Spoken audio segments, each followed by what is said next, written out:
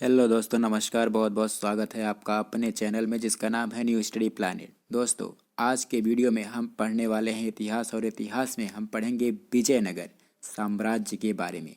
ठीक है, चलिए शुरू करते हैं आज का वीडियो बिना वक्त गंवाए हुए।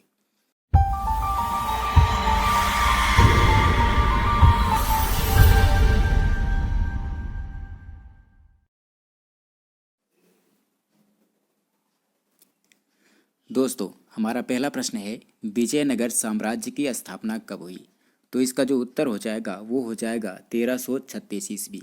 और अगर पूछा जाए कि विजयनगर साम्राज्य की स्थापना किसने की, तो आपको बता दें कि दो भाई थे। एक का नाम था हरिहर राय और दूसरे का नाम था बुक्का राय। दोनों भाइयों ने मिलकर विजयनगर साम्राज्य की स्थापना की थी। दूसरा प्रश्न है संगम वंश का संस्थापक कौन था। संगम वंश का संस्थापक कौन था, तो उत्तर हो जाएगा हरिहर एवं बुक्का। दोनों भाई जो हरिहर एवं बुक्का थे, विजयनगर साम्राज्य की स्थापना करने के बाद एक वंश की स्थापना की जिसको संगम वंश कहते हैं। संगम वंश क्या है? संगम इनके पिता का नाम था। हरिहर राय एवं बुक्का राय के पिता का नाम था संगम, और अपने पिता के नाम पर ही इन्होंने जो वंश चलाया वो संगम वंश कहलाया। कहीं कहीं संगमा वंश भी मिलता है, तो आप इसको ध्यान में रखिएगा। अगला प्रश्न है सालू वंश का संस्थापक कौन था। सालू वंश का संस्थापक कौन था, तो उत्तर हो जाएगा इसका सालू नरसिंह। और अगला प्रश्न है तुलु वंश का संस्थापक कौन था। तुलु वंश का संस्थापक कौन था, तो तुलु वंश का जो संस्थापक था वो था वीर नरसिंह। ठीक है, चलिए अगला प्रश्न है आरवीडु वंश का संस्थापक कौन था। आरवीडु वंश का संस्थापक कौन था, तो इसका उत्तर हो जाएगा तिरुमल या फिर तिरुमाल, कहीं कहीं मिलता है। अगला प्रश्न है दुआरते बारबोसा किसके समय में विजयनगर आया था। दुआरते बारबोसा किसके समय में विजयनगर आया था, तो वो हो जाएगा कृष्णदेव राय। दुआरते बारबोसा किसके समय में आया था? कृष्णदेव राय। ठीक है, अगला प्रश्न है डोमिगो पायस किसके समय में विजयनगर आया था। डोमिगो पायस किसके समय में विजयनगर आया था, तो उत्तर हो जाएगा कृष्णदेव राय। कृष्णदेव राय। अगला प्रश्न है फरनाओ नूनिज किसके समय में विजयनगर आया था। फरनाओ नूनिज किसके समय में विजयनगर आया था, तो वो उत्तर हो जाएगा अच्युत देव राय। अच्युत देव राय का जो शासनकाल था वो था 1529 से 1542। 1529 से 1542 तक। ठीक है, और कृष्णदेव राय का ये नामजद उत्तराधिकारी था।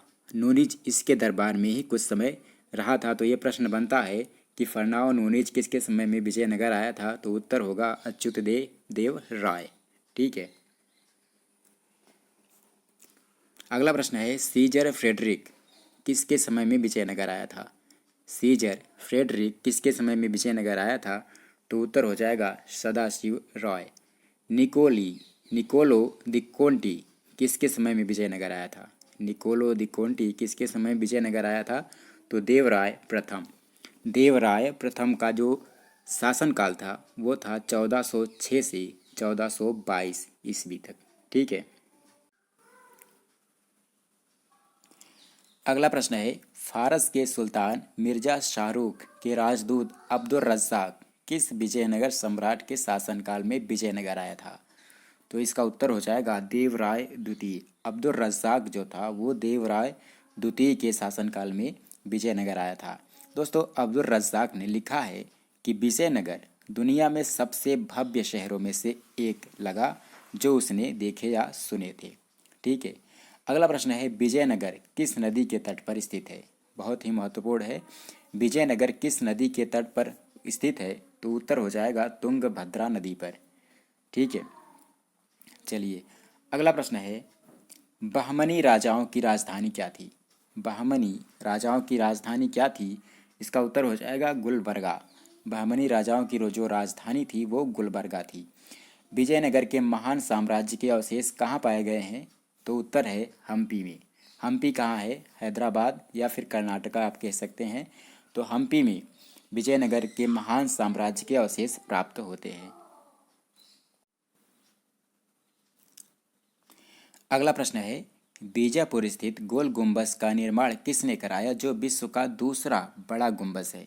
तो इसका उत्तर हो जाएगा मोहम्मद आदिल शाह। एक प्रश्न इसमें और भी बनता है कि बीजापुर स्थित गोल गुंबज किसका मकबरा है?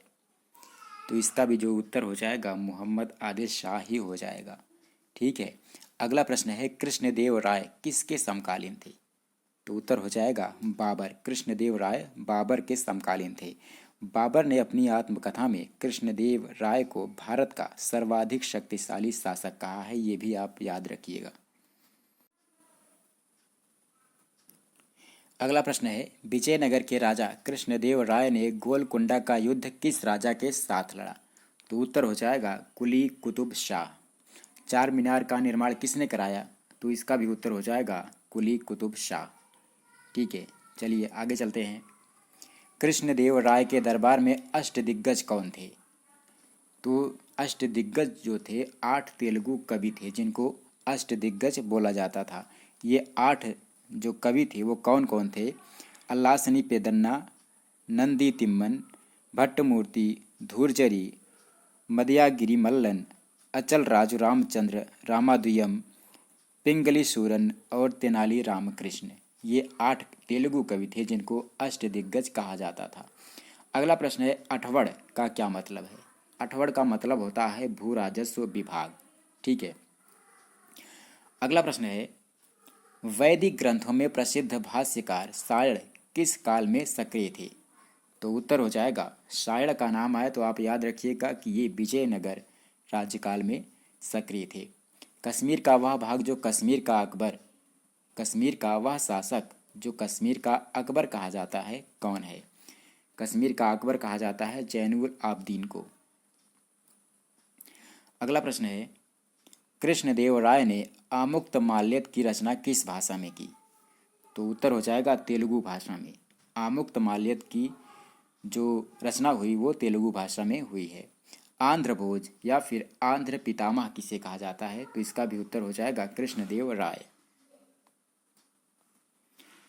अगला प्रश्न है किसका शासनकाल तेलुगु साहित्य का क्लासिकी युग कहा जाता है? उत्तर है कृष्णदेव राय। मनुचरितम पुस्तक के लेखक कौन है? मनुचरितम पुस्तक के लेखक कौन है? तो ये हो जाएगा अल्लासनी पेदन्ना जो कि अष्टदिग्गजों में इनकी गिनती होती है। अगला प्रश्न है पारिजात अपहरणम पुस्तक के लेखक कौन है? पारिजात अपहरणम पुस्तक के लेखक कौन है? तो उत्तर हो जाएगा नंदी तिमैया। पांडुरंग महात्म्य पुस्तक के लेखक कौन है? तेनालीराम रामकृष्ण।